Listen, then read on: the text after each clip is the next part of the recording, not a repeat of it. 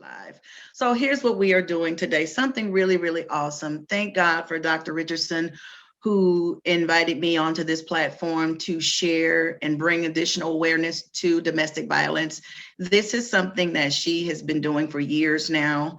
And so what we're doing today is she is going to share her personal journey and her own private dealings with domestic violence, how it impacted her life from a child up through her journey and coming into adulthood, even being in, yes, a relationship with someone that she experienced her own situations with domestic violence in.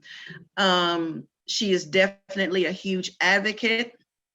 She's very resourceful. She has women that she currently supports, and she is on live once a week. I know definitely Sundays that she is sharing knowledge, resources, information, safety plans, even how to survive in the situation, because everybody is somewhere different when we're talking about this particular topic. And research actually shows that there are 10 million people a year that are impacted by domestic violence right here in this country in America. And that's just 10 million in the United States. So we can only imagine what the global impact would be if it's 10 million in this country annually that are impacted by domestic violence. So definitely the need is out there. The resources need to be, the awareness needs to be more.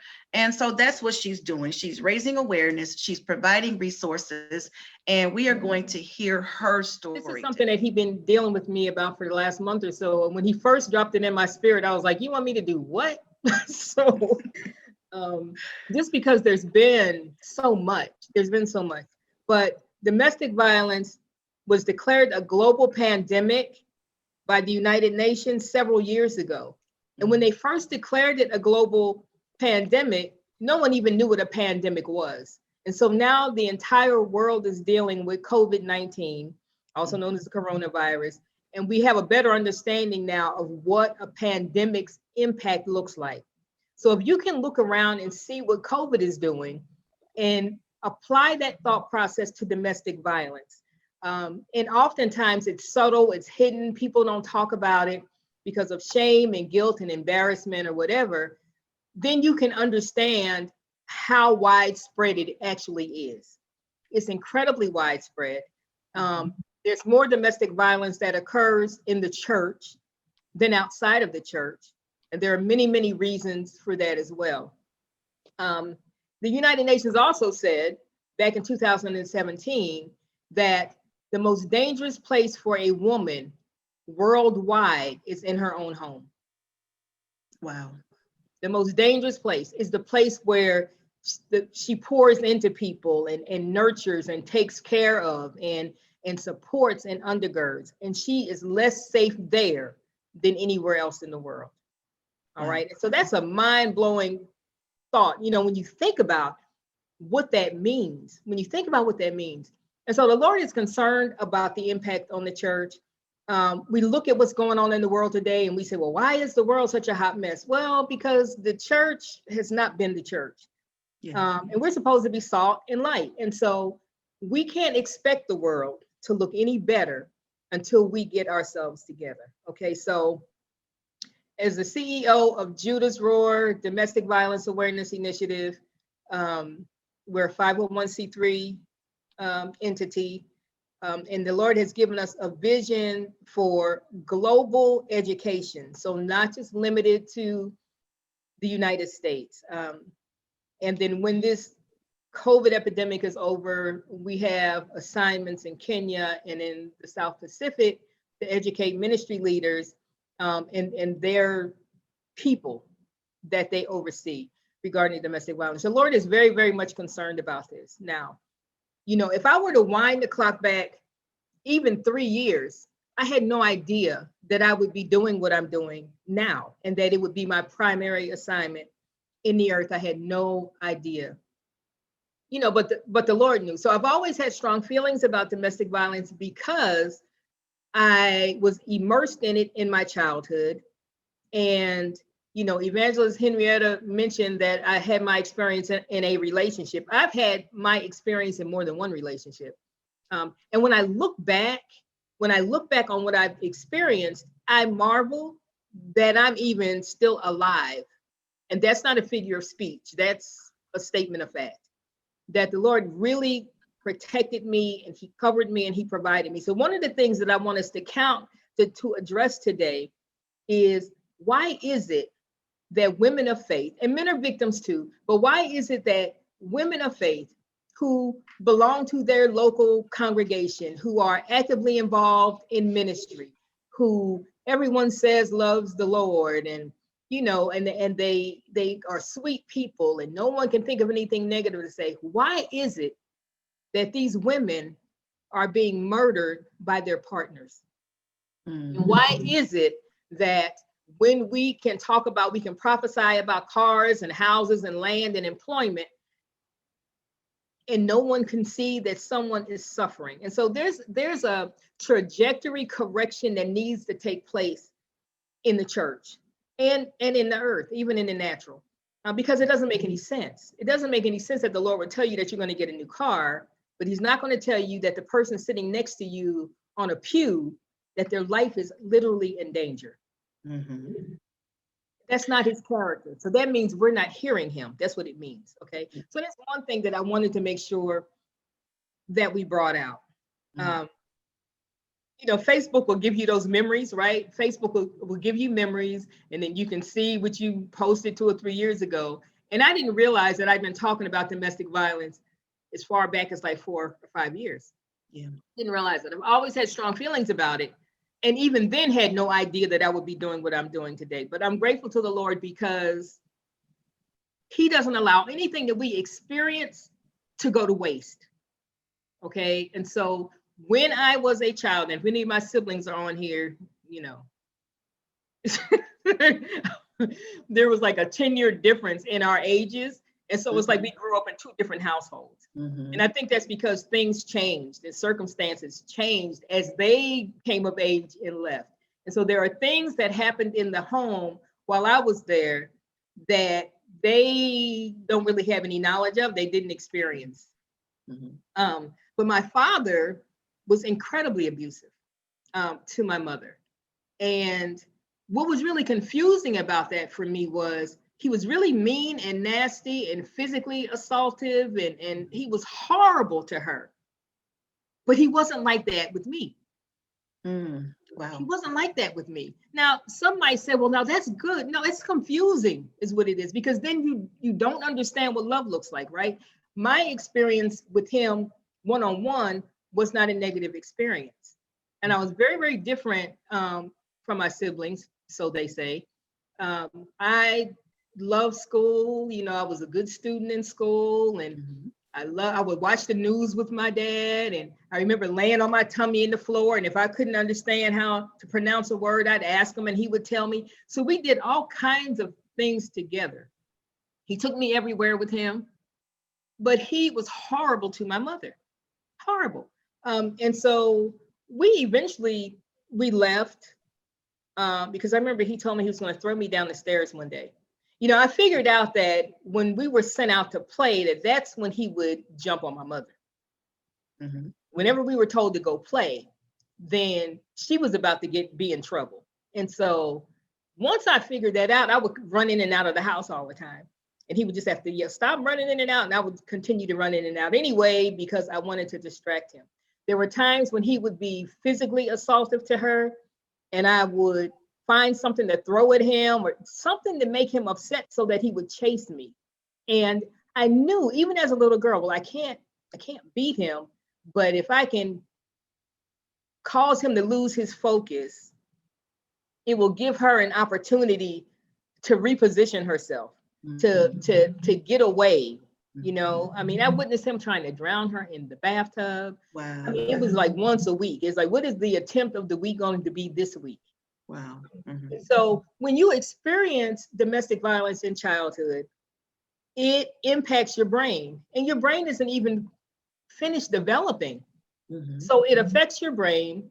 And what children who are exposed to domestic violence tend to do, and it's completely subconscious, is you then look for the next person that's going to hurt you. Wow. And so you find yourself not even responding to someone who's incapable of hurting you. They don't even interest you.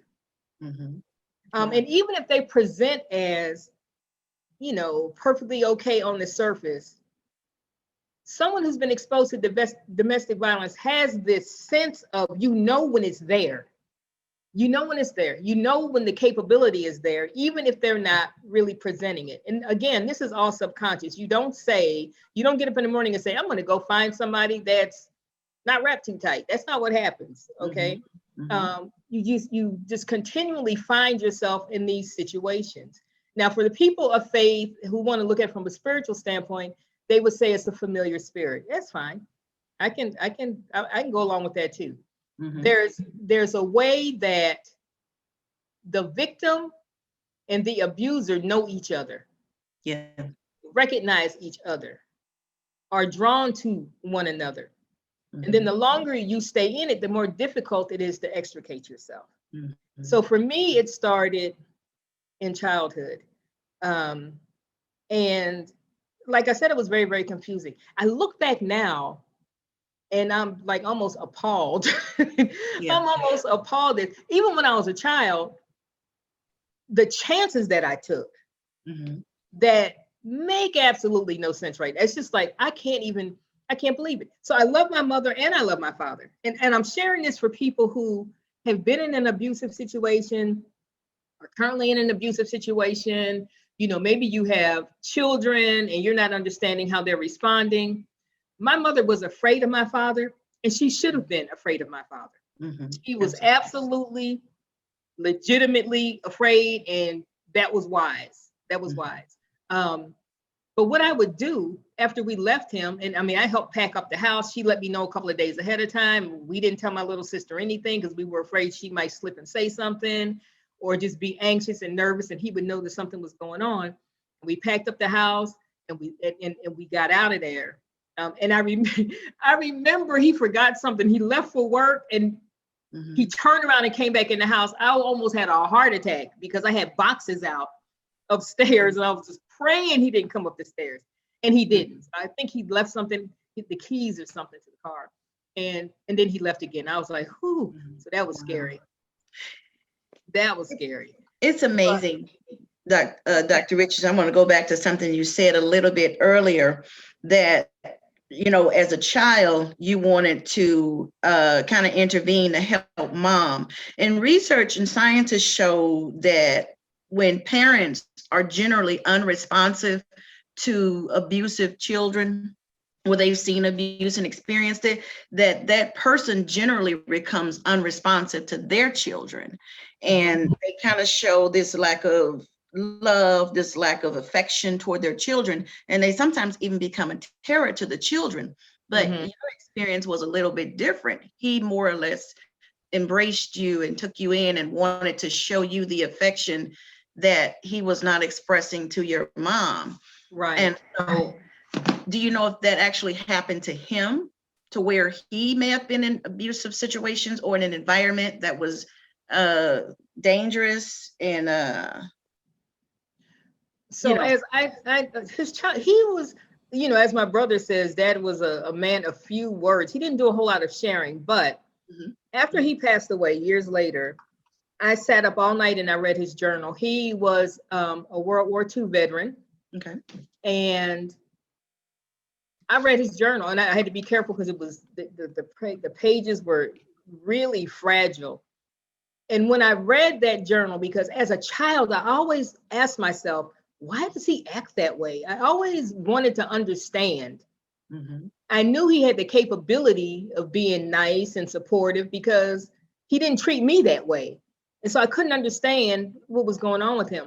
But he experienced a lot as a medic in World War II and as an African-American man, which was called a Negro back then. And when they came back, they didn't have any mental health support or anything. So as a medic, what I read in his journal, every day he would document how many people died or how many people he tried to help that he couldn't help.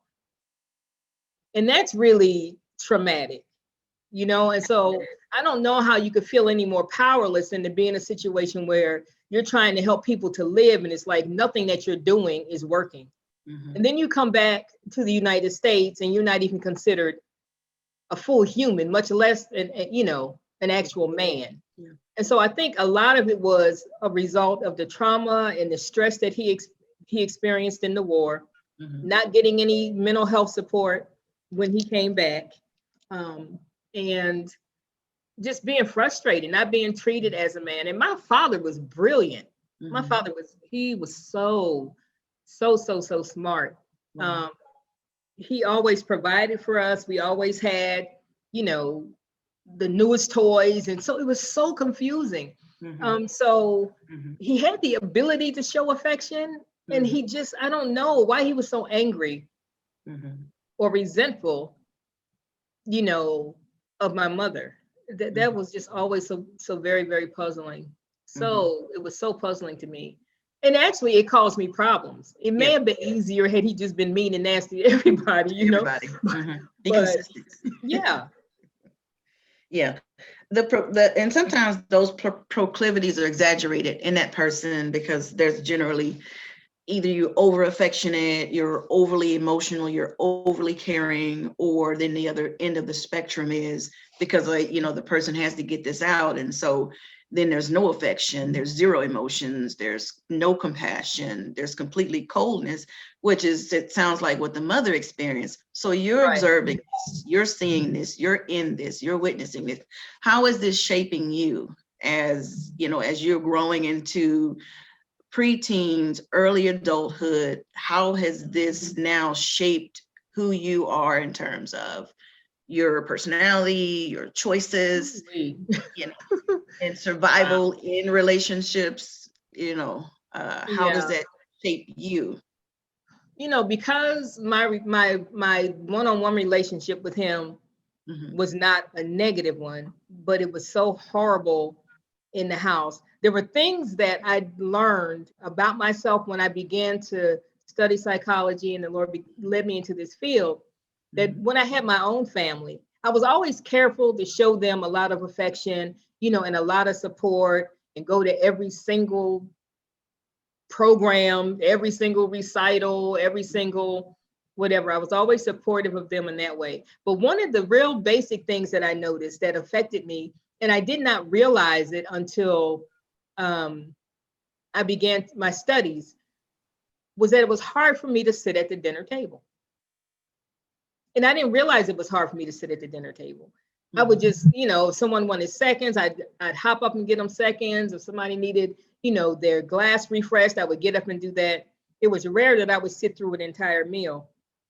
And then I decided, I need to be intentional about sitting down at the dinner table with my family.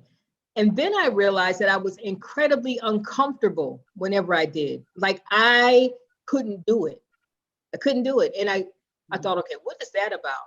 And so I realized that typically in our house, if things were going to pop off, if it was going to get bad or ugly, it would happen at the dinner table. That's when it happened. That's when it would start there. It would start at the table. And it was always something. It was always something. And I remember my older sister one day getting so exasperated that she jumped up from the table. We were having spaghetti and meatballs. This is how much it's ingrained in my mind. And she picked her plate up and slammed it down on the table. And I remember meatballs and spaghetti. It seemed like slow motion just flying through the air. And she ran out of the house. And so that's an incident that was like ingrained in my mind. And it affected me so that when I had my own family, I could not sit at the dinner table. Wow. I couldn't. I mean, I'm telling you, I was so uncomfortable. I couldn't do it. And so I was determined to overcome that. But it made me realize how we can be affected about things and by our experiences and not even realize it.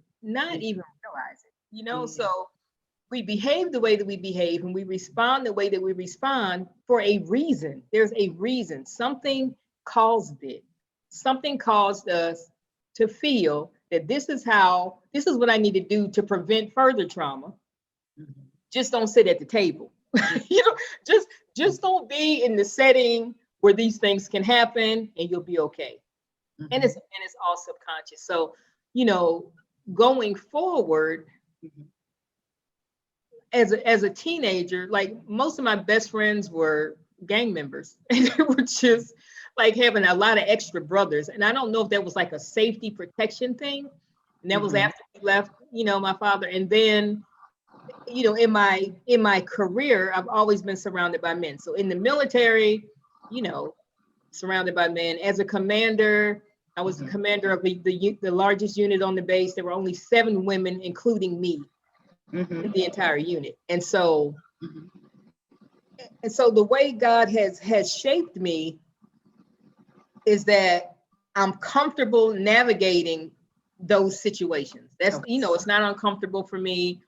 I know that there are different kinds of male figures out there. They're not all like my dad, you know, and so there's been that impact. But the problem has been that there's an ability, and this is what I want people to understand. The fact that you are able to tolerate a thing, the fact that you are able to deal with the shenanigans, the fact that you are able to deal with the abuse or the withholding or the you know, the financial abuse, the physical abuse, the sexual abuse, whatever it is, the fact that you can do it does not mean you're supposed to do it. Absolutely. The fact that we have that capacity. And so oftentimes a victim will think, well, I can handle this. I can do this. Well, that doesn't mean that you should. It doesn't mean that you should. Absolutely. What it means is you've been exposed to enough of a similar situation that you have an increased tolerance. Think about it like an alcoholic. The fact that you can drink a whole lot and not slur your speech means you've been drinking for a while, and you've been drinking massive quantities, and it's still damaging your liver, and it's still not good for you. So the fact that you can do it doesn't mean that you should. Absolutely. And it's not a positive thing. Okay. And so we've gotten it kind of skewed and turned around where we think, well, I can do this. Well, but you're not supposed to be doing it. Okay. You're not supposed to be doing it. Yeah, absolutely. You know? What are some other triggers? I know you talked a little bit about the kitchen table and having a hard time being able to be with the kids and have a meal at the table and just being triggered by the past situation. But what are some other triggers? Was it maybe some social factors that kind of would come into the picture whenever you think about your past and what happened with dad, and then moving into relationships? What were some initial triggers there when you got involved with another man and said, okay, well, this looks identical, or maybe these are some red flags? What are some of the things that were, you know, kind of a telltale sign that this is abuse? Well, you know, it took a while to figure it out. Because abuse doesn't present in the same form all of the time. I can't hear you. Absolutely. Okay, so it doesn't present the same way all the time. And, you know, withholding, being cold and being indifferent and being neglectful is also abuse. But that's not what I witnessed when I was growing up. So that didn't resonate with me. And so that's one aspect, you know, one situation that I got pulled into. And the other thing was just like overriding my gut instinct, because being transparent, every single time that I have ever been hurt, I've always had a nagging doubt that I couldn't put my finger on. But what we will do is, I call it the great lie, right? We'll tell ourselves something that makes it okay to put ourselves in harm's way. It makes it okay. Maybe even makes it a virtue to be willing to put yourself in harm's way. And so to the survivor who's thinking about that, Jesus gave the ultimate sacrifice. We don't need to be sacrificing ourselves. Absolutely. That's not our role. That's not our role, you know. And so, you know, I referenced the fact that I always wanted to understand why my father, it always looked like it had to be painful. It's like, why is he acting like that? And so I wanted to understand that. And what I would do is I would sneak and go see him. I would sneak and go see him. Now, in my mind, at the time, I'm appalled when I think about it now. But at the time, I thought, I'm protecting my mother, right? She is terrified of him, and she should be. But I would go see him. I would go see him, and she didn't know I was going to see him. And how dangerous is that? You know, when I look back on it, that was dangerous.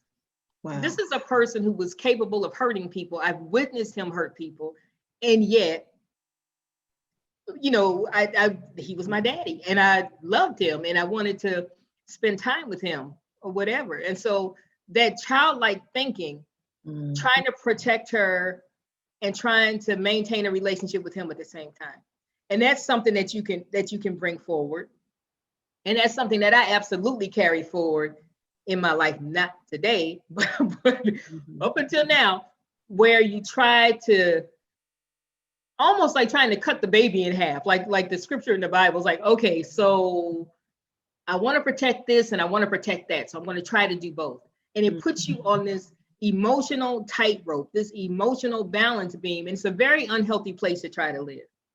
And that translates to, what it translated to in my life was a willingness to accept unacceptable things, you know, in an attempt to work with it or understand it. And if you factor in the spiritual aspect, you know, not being judgmental and being accepting. And so, you know, all of that together just keeps you in bondage. It keeps you in bondage. And that is not what God intends for us. That's not what he wants for us. That's not what he wants for us. And so, absolutely. You know, so that trying to do two things at the same time. that's one thing. Trying to hold on to the negative and trying to see the positive in it. And honestly, sometimes it's just negative, and it is what it is. It's just negative. Another thing that I know has affected me is that there are a lot of things that my father taught me because he spent so much time with me. And he was never inappropriate with me, like physically or sexually or anything like that. He would take me with him everywhere he went. They would argue about some of the places he would take me. He would take me to the bar. He would take me to the bar. I'm 5 and 6 years old. I'm sitting in a bar. It was called the old folks home. I will never forget it. I remember it had red and white check tablecloths and peanuts. And he would sit me at the bar. And his friends would talk. And somehow I knew they were lying. Okay. I don't know what they were talking about, but I felt like they weren't telling the truth, whatever they were talking about. But he would just be hanging out with his friends, and I'd be sitting on the bar stool, and I'd start spinning around on the bar stool, and I'm eating peanuts, and he would tell me, Tinkerbell, because that's what he called me. He would tell me, stop spinning around. You're going to make the top of the stool come off. You're going to fall if you don't stop. And then we would go home, and there'd be this huge argument about, why did you have my child at a bar? You know, so a lot of times I was the source of the arguments because he had taken me somewhere that my mother felt was completely inappropriate. And she was right. It wasn't appropriate. And I don't know why he did that. Maybe he did it to cause an argument. You know what I mean? Because that's how abusers think. Let me do something to trigger this person so that I have a reason to go off. You know, so there's that aspect. But being too willing to accept, being too willing to settle, being too willing to understand another person's history, and then exposing myself to things that the Lord never intended. And that's the other thing that I want to bring out. You know, God doesn't need to do that to us. Jesus went to the cross so that we wouldn't have to go through a lot of things that we go through because we feel like we have to. And that's not his intention. It's not his intention. And so, you know, people look at me now and they say, oh, wow, God's done this for you and he's done that for you. And he has. And just being transparent. If I had to answer this question, have you lived your life according to God's plan for your life? I would have to say his plan didn't look like what my life looks like. That wasn't his plan. That was so the result of decisions and choices that I've made from a place of woundedness and from trauma, responding to trauma. But what he has done is he's caused it all to work together for my good. And I'm so grateful to him for that. Yes. So what am I saying? Did he want me to go through all of that? No, he didn't want me to go through all of that. That was never his plan. I'm sure it pained him to observe it. And when I look back, there were always other options. It wasn't that I had to do any of those things. I could have said no. I could have walked away. But when you come out of a traumatic experience, and if you don't understand that it literally rewires your brain, the weight, the actual physical weight of your brain changes.